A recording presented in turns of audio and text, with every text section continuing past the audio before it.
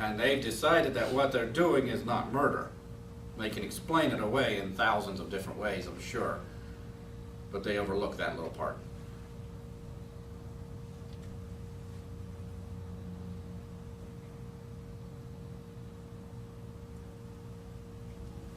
Now there are lots of techniques that these people use to brainwash people. I'm not going to discuss them because I don't trust you people. No, I mean, because it's kind of complicated, it's kind of long. One of them, though, we were discussing on the way up here about stress.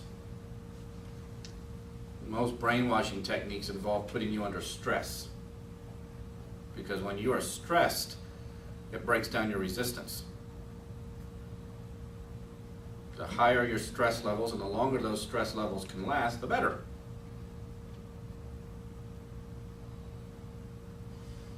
So let me think.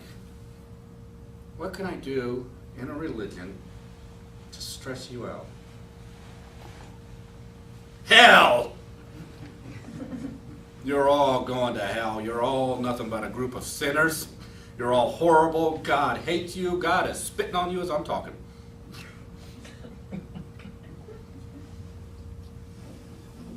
And if I yell this at you long enough, and if I yell this at you often enough, it gets you under stress.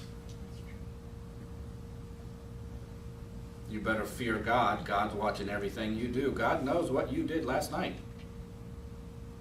This is the point where the minister quickly looks around to see which one of you is going, oh, gee.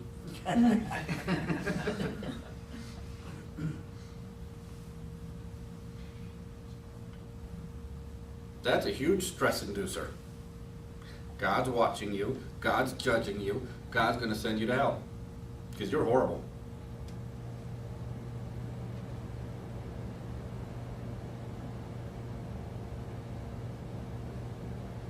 Judaism has hell. Christianity has a hell. Islam has hell. Buddhism and Hinduism has a hell. I've always had a complaint with their version of hell. It's here. Not here, here. They don't send you to our church.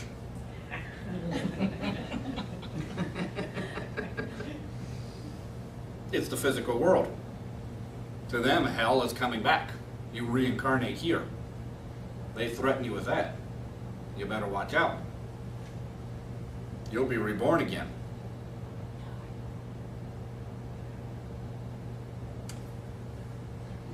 Which I've never really thought about it in those terms before, but it is interesting, isn't it, that there is one massive part of the world's population that is hoping never to be born again, and there's another massive part of the population hoping one guy will be born again. And that each of them could be born again because he was born again. Okay, religion doesn't make logical sense, but that's a technique. I hit you with hell. I hit you with fear. I make you upset. I make you worried. I get you stressed out. I get you terrified. I get you wondering, what can I do? Simple. Follow my words. I am the path. I will lead you to heaven, to paradise.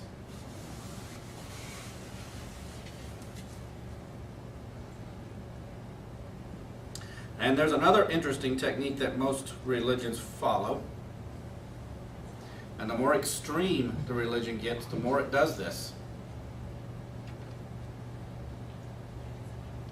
They cut you off from others. It starts simple. You are baptized into our religion. You are now different from everybody else because you now are part of this religion. We have separated you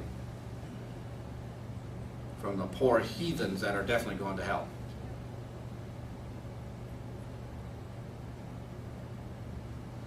The more extreme, the worse it gets. Don't read the teachings of any other religion. Don't read science or history books. will teach you that.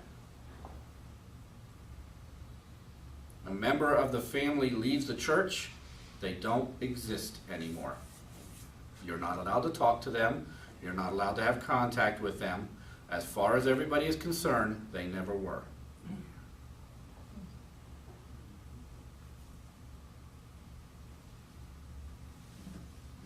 A lot more groups out there doing that than you may realize around the world, and in every religion.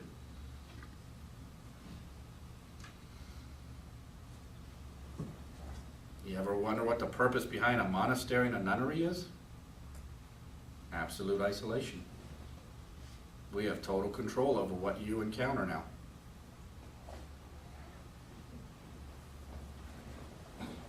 Most religions that do practice monasteries and nunneries, whatever term they may use for them, they even give you a new name.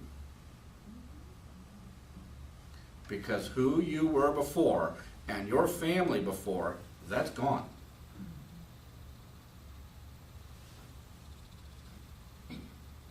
You're now here.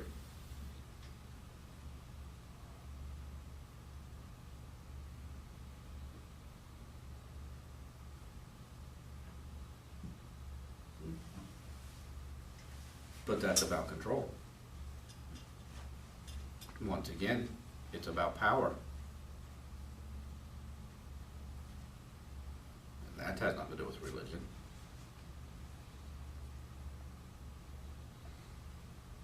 Because see, that's something I've always been confused by. It's like what I was talking about before, those politicians who say, oh, I can leave my religion at home when I go to work. It's no big deal. I've never understood this idea that you can't encounter another thought or another religion's ideas, because if you do, we'll lose you. How weak a belief this person must have.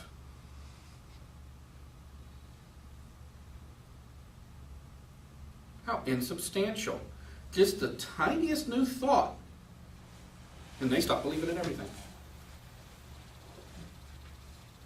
That's what they're afraid of.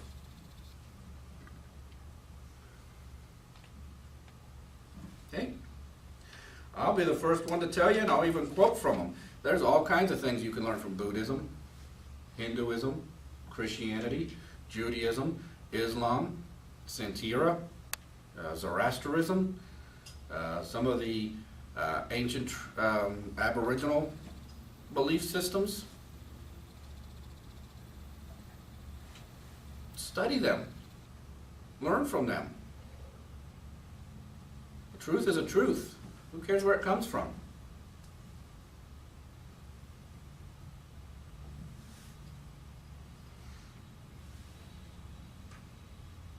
And it has always been my experience that the more I learn, the stronger my belief became, the firmer it was.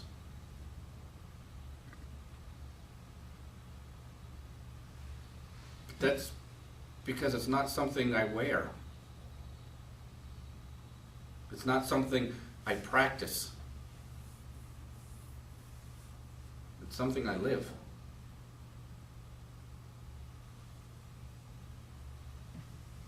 I'm sorry to tell everybody this, but what you see on Sundays is what you get all week long from me.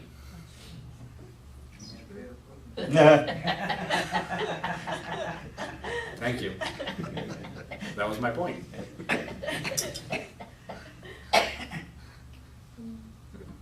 I expect sympathy cards to my mother on Mother's Day and my wife on the anniversary.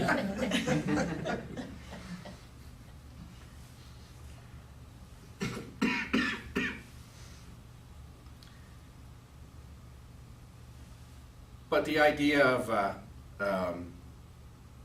I started this talk off by saying I'm sure I didn't have to tell you to start sending out healing to people, because that's how I see it.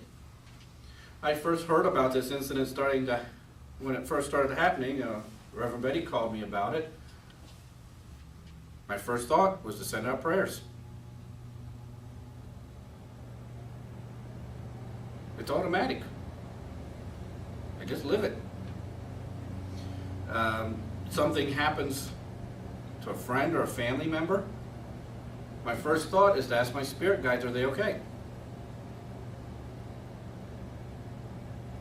Just don't think about it. I guess that's also why I always have a weird view of death.